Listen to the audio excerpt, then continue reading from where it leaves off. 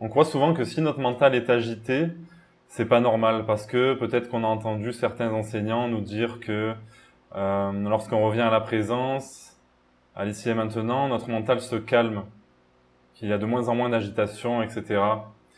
Et c'est vrai, mais le problème, c'est que cette idée-là devient à nouveau une idée mentale, une quête, donc une recherche d'autre chose que ce qui se vit ici et maintenant. Donc, ce qui se passe souvent, c'est que on voit notre mental qui s'agite, qui pense et qui est inarrêtable, et on se dit que du coup, on n'est pas encore éveillé vu qu'il est agité. Et en fait, on ne fait que rajouter du mental par-dessus ce mental déjà agité. Et en vérité, il n'y a aucun problème à ce que le mental soit agité, puisque de toute façon, c'est dans sa nature de juger les choses, de séparer les choses, de croire des choses. Il fait partie de la dualité, des croyances du bien et du mal, des préférences, etc. Et on dit souvent qu'il s'agit de l'observer sans s'y attacher, ce mental qui parle tout seul. On peut le laisser parler tout seul comme une entité qui n'est pas nous, parce que c'est ça, ça n'est pas nous en fait. C'est ça que l'on peut réaliser. Mais le truc, c'est que quand on essaye de l'observer nous-mêmes, en fait, on utilise le mental pour observer le mental. Et donc, encore une fois, ça rajoute du mental, donc encore plus d'agitation, etc. Ce qu'il s'agit de réaliser, c'est où tout cela apparaît. Et c'est bien cet espace-là qui est sans aucune agitation. Et voilà, ça ne veut pas dire que lorsqu'on réalise que l'on est cet espace, sans penser, alors notre mental va être pur, on ne va plus voir passer de jugement, etc. L'autre fois, ça m'a appris en consultation de dire à quelqu'un, tu serais choqué de savoir ce qu'il y a dans mon mental. Et j'ai vraiment aucune honte ou culpabilité à le dire, c'est qu'en fait, la réalisation de notre réelle nature, c'est réaliser que l'on n'est pas ce mental. Donc peu importe ce qu'il contient en fait. Euh, Tu peux voir passer les pires choses à l'intérieur. Du moment que tu vis ce que tu es, que tu vis cette pleine présence, ça ne pose pas de réel problème. C'est vu que c'est qu'un truc qui blablabla tout seul. Vraiment. En fait, on peut partir du principe que de toute façon, le mental, il est fou, puisque chaque mental vit dans sa propre réalité, créée de toutes pièces. Voilà, on a tous des opinions différentes sur tous les sujets, des impressions différentes. Ça ne peut pas être la vérité. Donc, qu'est-ce que la vérité? C'est ce qui est au-delà de toute pensée, donc de toute forme. C'est ça que l'on peut retrouver. Et c'est ce qui englobe tout, donc tout est ça. Il n'y a pas à chercher bien loin. C'est simplement que l'on est focalisé sur des pensées en pensant que c'est vrai. Et si tu penses que tout ce que je te dis là depuis le début dans cette vidéo, c'est la vérité, c'est encore un piège parce que c'est que des idées. Vraiment, tout est acheté à la poubelle. Disons que on se laisse guider par certaines paroles, etc. Certaines idées, on est bien obligé. Mais il s'agit de les abandonner en cours de route.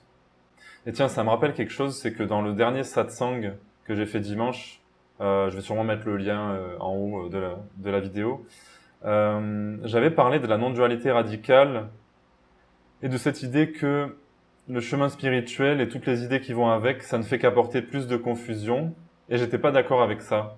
Mais dans cette vidéo, je vais finalement valider cette idée-là, qui n'est qu'une idée, donc ça ne peut pas être la vérité absolue. En fait, tous les concepts sont à la fois vrais et faux, on pourrait dire. Bon, dans l'absolu, tout est faux, mais voilà.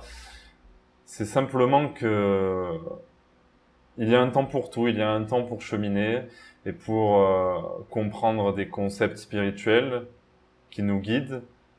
Mais à un moment donné, il s'agit de les lâcher, et c'est bien ça qui a l'air d'être difficile pour beaucoup. Mais de là à dire que vraiment ça sert à rien, non. Je pense que le juste milieu, c'est ça, c'est que on commence par entrer dans la voie spirituelle en essayant de comprendre, et à un moment donné, on comprend qu'il n'y a rien à comprendre. Et ça ne peut pas être compris, ça ne peut que être vécu.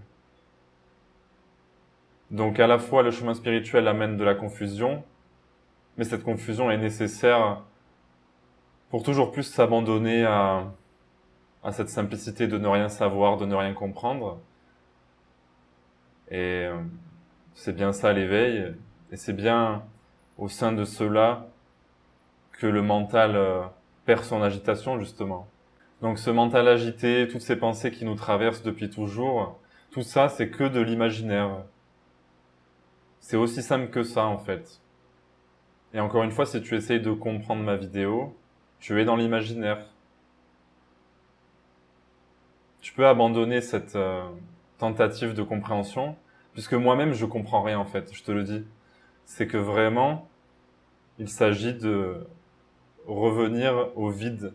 Attends, j'ai envie de tousser. Donc il s'agit de défocaliser. Le problème, c'est que si tu cherches à défocaliser sur tes pensées, c'est encore une recherche, c'est encore des pensées. Alors comment faire? Bah je sais pas, abandonne toute recherche quoi, juste le mental est agité. OK. C'est un mental qui est agité. Est-ce que c'est ce que tu es? Non. Si tu sens que tu t'y mélanges, ben voilà, c'est un ressenti, tu sens que tu t'y mélanges. Et alors? Dès lors que tu sens que tu t'accroches à ton mental, tu es forcément moins accroché, tu vois.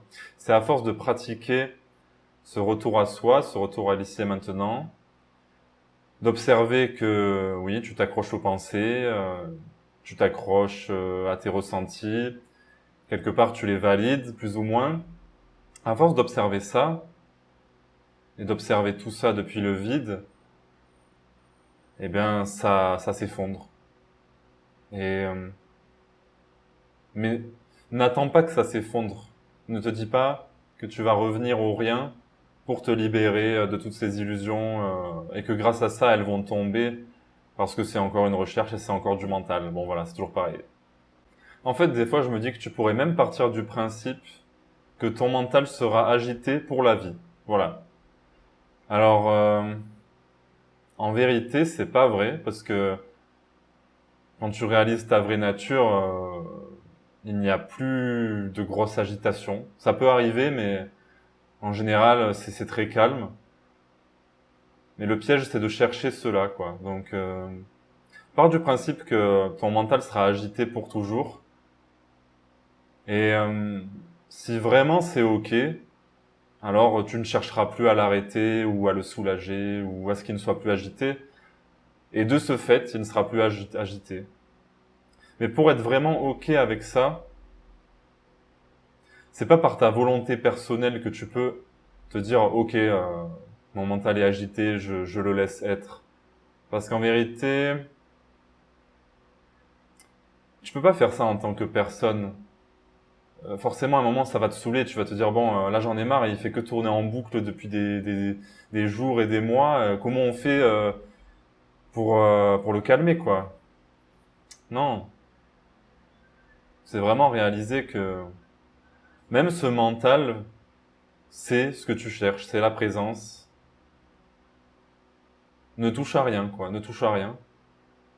Et tu verras que quand tu touches à rien et que tu reviens dans l'ici et maintenant où tout est OK, alors il n'y a que l'un, tout est un. Et, euh, et à ce moment-là, tout ce que je viens de te raconter là ne veut plus rien dire pour toi. Euh, L'ego, le mental, la présence, tout cet imaginaire n'a plus aucun sens. En fait, il n'a déjà plus aucun sens, mais c'est ce que tu peux réaliser.